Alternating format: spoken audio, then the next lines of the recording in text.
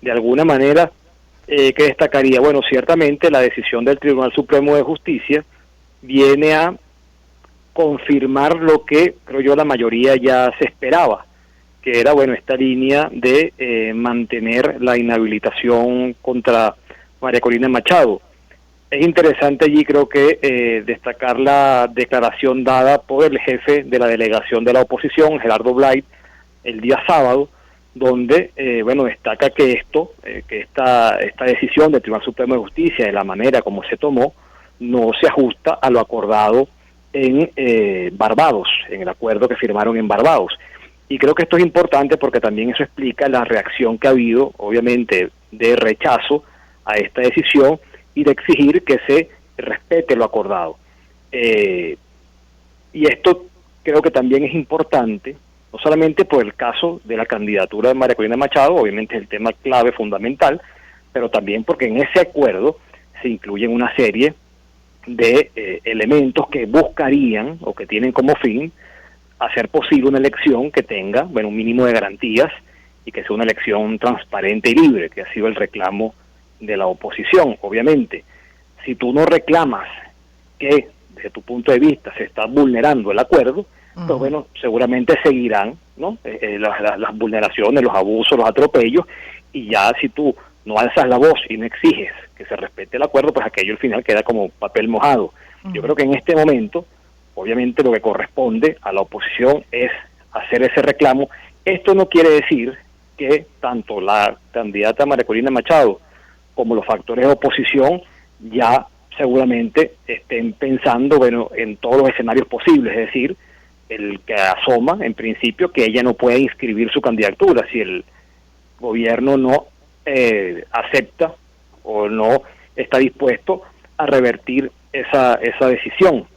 Pero obviamente en principio queda este reclamo, porque recordemos también que la candidatura de María Corina Machado, bueno, viene avalada por un proceso de primarias, que mucho se dijo que gracias a Barbados, y lo recordaba Blight, el gobierno de Maduro permitió que se llevara adelante ese proceso de primarias, no con pocos ataques, no con pocos obstáculos, pero al final se pudo llevar a cabo. Pero lo cierto es que no solamente es permitir que el proceso se lleve a cabo, sino que ahí lo fundamental es respetar el resultado. Y ese resultado dio como candidata a María Corina Machado, y ahora bueno, eso abre obviamente una nueva etapa, como digo, que en principio tiene que agotar el reclamo, la protesta, pero obviamente tienes también que tener en cuenta todos los escenarios posibles y todas las fórmulas que debes tener sobre la mesa, pues también te has comprometido, en el caso de Machado, en el caso de la oposición, a continuar e insistir en la vía electoral. Incluso han utilizado esta frase diciendo, incluso en un escenario como el de Nicaragua, que fue un escenario donde, bueno, Daniel Ortega al final encarceló, persiguió a todos los candidatos de oposición, y bueno, que terminó siendo una elección que obviamente no tenía ninguna condición de transparencia, y bueno, generó aquella crisis política. Pero, repito, hasta el momento la oposición ha dicho que insistirá en la vía electoral, y entonces, bueno, ahí tendrá que, por eso digo, evaluar todos los escenarios que se ponen sobre la mesa en este momento, luego de esta decisión del TCJ, que no sorprende, pero que obviamente, repito, bueno, estás obligado en primera instancia a rechazarla y a protestarla, porque bueno, es lo básico que está en ese acuerdo de Barbados, ¿no? De hecho, también, bueno, una de las preguntas que pues, una mayoría se hace es cuál va a ser la respuesta de Estados Unidos, ¿no? Es que ese es otro tema. Yo creo que aquí, cuando hablamos de la negociación, en realidad pocos elementos tenemos para poder hablar de ella, que son básicamente los documentos que se hacen públicos una vez son firmados, pero es que yo agregaría un elemento adicional en esto, que es que hay una negociación de la que yo creo que muy poca gente puede tener algún tipo de dato más allá de lo que participa en ella, y aquí me estoy refiriendo al diálogo directo, a la comunicación directa que existe entre el gobierno de Maduro y el gobierno de Estados Unidos. Ahí también entran otros factores.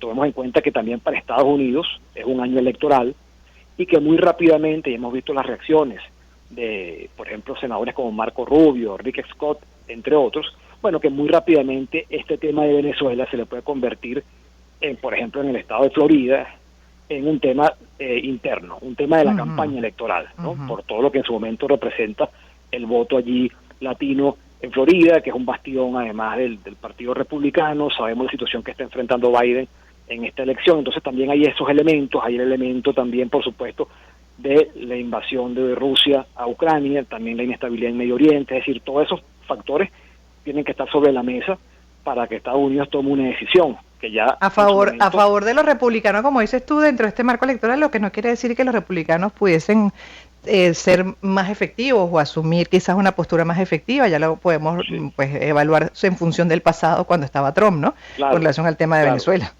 Sí, sí, no, lo que digo es que, como pasa en otros lugares, también en Estados Unidos, pasa que el tema de Venezuela se convierte en un tema interno. Sí, Entonces ya es sí. un tema donde, al margen de las necesidades, de la agenda que tenga la oposición venezolana o de las aspiraciones que tenga la ciudadanía venezolana, bueno, hay un tema de cálculo interno político, como hemos visto también que pasa en otros países cuando se utiliza el tema de Venezuela, bueno, para el debate electoral, o sea, para atacar al contrario, etcétera, ¿no? Que lo hemos Ujú. visto en España, es recurrente, lo vemos en países de América Latina, y lo que digo es que incluso en Estados Unidos, tomando en cuenta la importancia de ese voto, bueno, se convierte en un tema interno.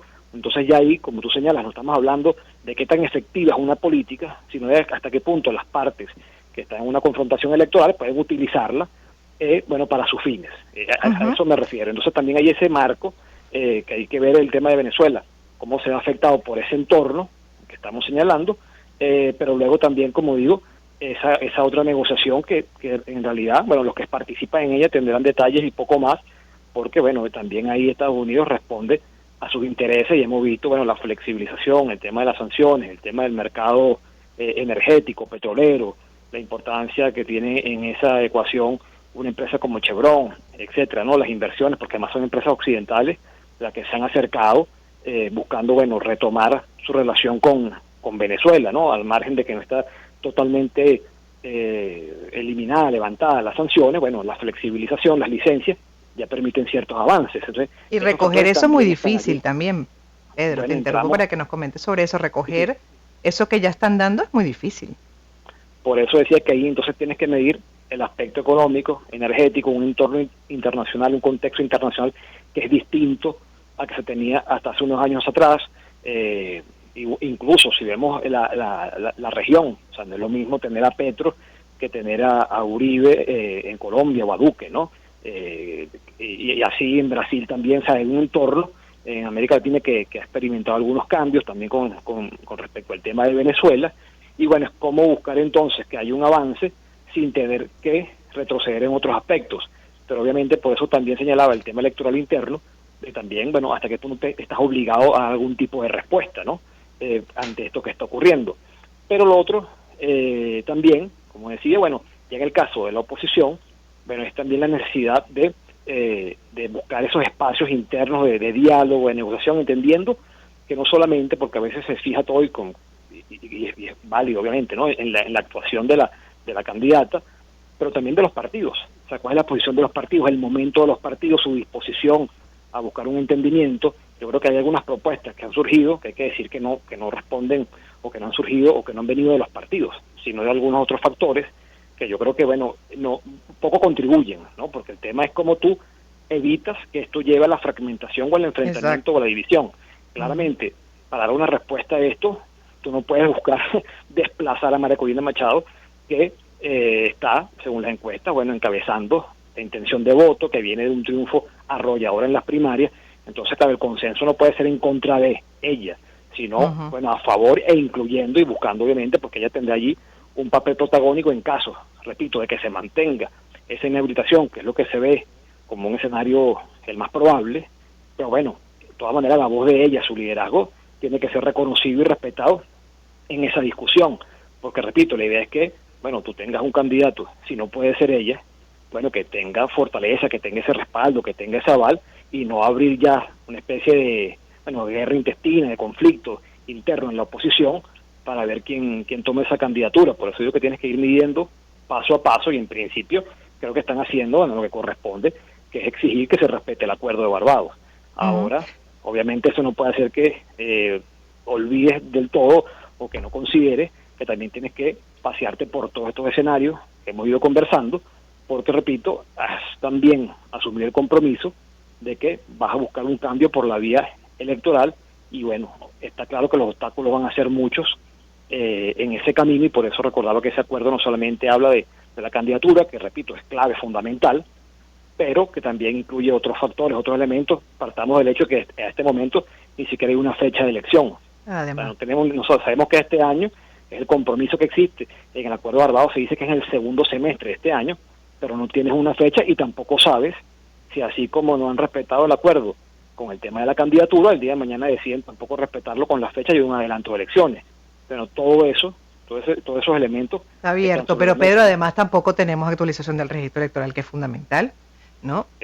Para esa participación dentro y fuera de Venezuela. Y lo otro también que me gustaría comentar contigo es con relación a ese liderazgo político, porque si hay algo que está clarísimo, no sé, así lo percibo, no sé cómo lo percibes tú, pero yo percibo que definitivamente si hay una cosa en la que la población y la mayoría dentro y fuera está definida, es en el liderazgo político. En las primarias se habló, se decidió que es María Corina la nueva voz de ese sector de oposición.